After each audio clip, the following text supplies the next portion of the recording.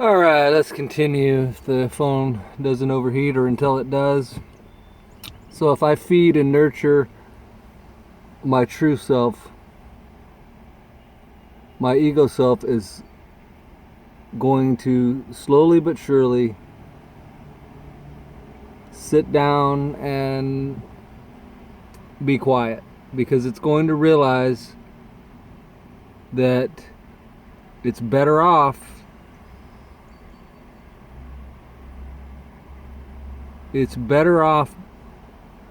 to submit to the true self, the soul,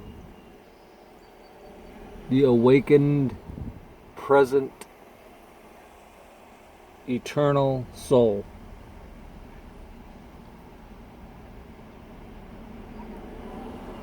And so it begins to cooperate finally. And you are no longer your worst enemy. You no longer run yourself ragged. You no longer spin around in the lower mind trying to understand things that the lower mind is never going to understand.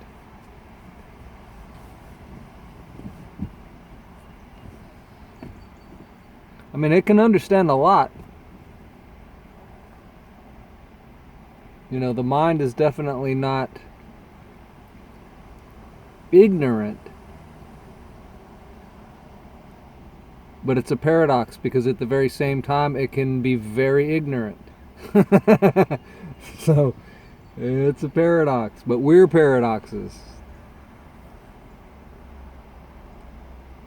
in this world of illusion. So let's talk about illusion, because I struggled with this, and everybody that I know that's gone through awakening and self-realization struggled with this.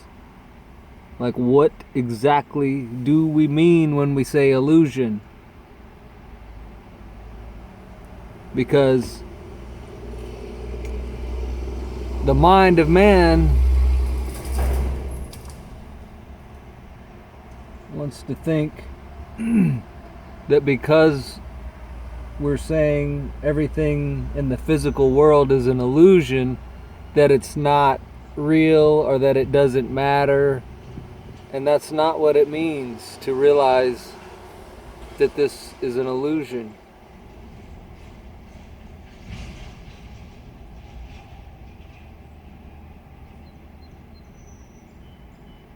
And there's, probably a lot of good ways to explain it, and I'm probably not going to give you the best explanation, but I'm just going to give you ones that come to mind. So, understanding illusion has everything to do with time and temporality, or temporal time. Okay? Let's just take, I don't know, a piece of ice. Let's think of a piece of ice. A piece of ice, once it has melted, becomes an illusion. Because that physical thing that was there, that you could touch, see, taste, smell, hear if you drop it, it appeals to all the senses. And again, since we've been conditioned to believe that we are the ego, so you are the five senses. And since that piece of ice appeals to all five of your senses, you say that it's real. But I say that it's an illusion, because it will melt and fade away and disappear. And even the water that it is made out of, it too, after the ice melts, it too will disappear and fade away and evaporate. Okay, that is an example of what illusion is.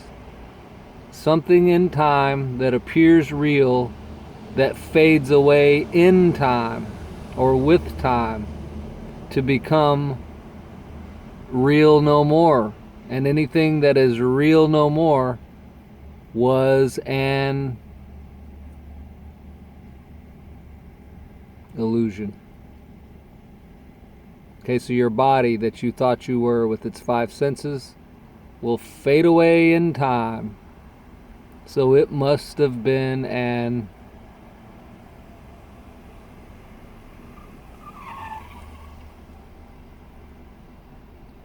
the earth, physicality, let us say the tree that we're looking at in front of us right now. It will fade away in time. Therefore, it is illusion. Now that's not, see, it's only how you're interpreting illusion. Like if you think that because that tree is going to fade away and be no more, and so I call it an illusion, and then you might think, well, that's bad then. So I'm saying that it's bad. I'm not saying it's bad at all.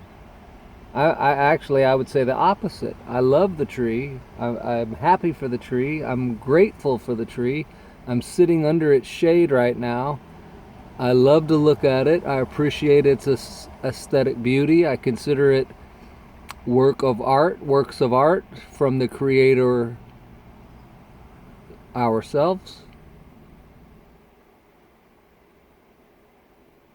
But even the greatest work of art, even the greatest painting, will eventually fade away in time. Therefore, it was an illusion.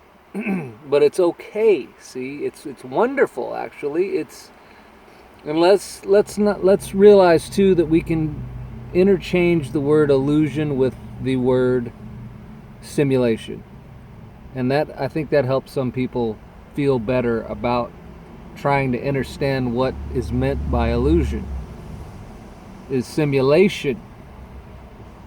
So the trees here in the simulation, the trees here in the illusion fade away, just like the humans do, just like the bodies do, just like everything in physicality does. So everything in physicality is an illusion in the simulation, which is great and wonderful. Why? Because nothing here has ever truly suffered. Nothing here has ever truly died. This is all a virtual reality classroom where you can go through the motions of suffering. You can go through the motions of dying. You can go through the motions of bliss. You can go through the motions of happy. And notice motions and emotions are closely tied together.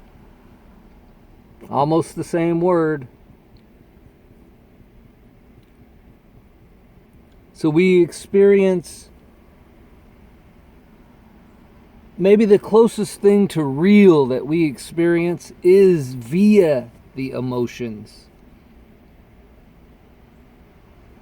here in the simulation. Because once we're outside of here, once we go back to reality, once we go back to that which is eternal, so that is real. What is eternal is real, right? Because what is temporal couldn't be looked at and thought of as real if you were to compare temporal to eternal. You would say, well, no, the eternal thing is real. Okay, so we've been duped then. We are calling everything temporal here real. And we're calling everything eternal, which from our vantage point would be the spirit world, we're calling all that an illusion because it's invisible. but it's only invisible to your physical eyes. Well, those physical eyes are an illusion. They're going to pass away. So what are you going to see with when you no longer have those two eyes? Now we're to the sixth sense. We are sixth sense beings. But nobody's using their sixth sense. Nobody's using their single eye. I shouldn't say nobody, but you know what I mean. How many people have you ran into today that you said to yourself afterwards, oh my word, that person has really got their sight singular. That person is using their sixth sense. I don't think that probably happens hardly ever with anybody. But it's going to. It's going to, because we are rising up out of duality.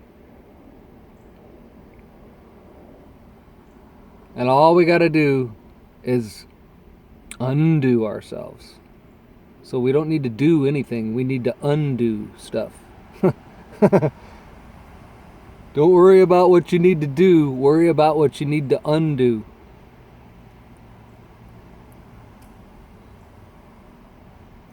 And everybody will be fine. Everybody will get it. There's no rush. There's no, again, we're in an illusion. Time is part of that illusion. So, on the one hand, you could quit your job and be just fine if you had the faith and the knowing and the guidance to do so. Most people do not. Therefore, they will not quit their job. It would experience a lot of fear and anxiety, even contemplating it. But you can, contemplate it. Why not? Nothing's going to happen if you don't actually quit your job. You could just contemplate it. Think about it. Maybe you're supposed to quit your job. Like, really? Maybe synchronicity would start supplying one with money that they weren't expecting.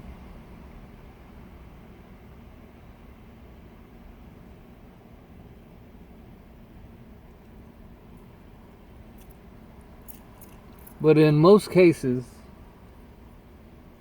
that's not going to be the route that's wisest. Well, I shouldn't say that. I have no idea if that's the only you'd have to go on a case by case basis, and every single person would have to think about it and decide that on their own. But all I'm saying is we're in quantum possibility, so every possibility is a possibility. So no matter how outlandish something might seem, it may not be that outlandish at all, but again, to the ego mind, to the matrix mind, this stuff gets confusing and hard to follow. That's why it must be transcended. And higher consciousness can tune, right into this frequency and very much identify with it. So anyway, that's I guess we didn't overheat because it's still going. Love and light to everybody. Stay with it. Stay positive. Keep meditating. You will ascend. You will ascend.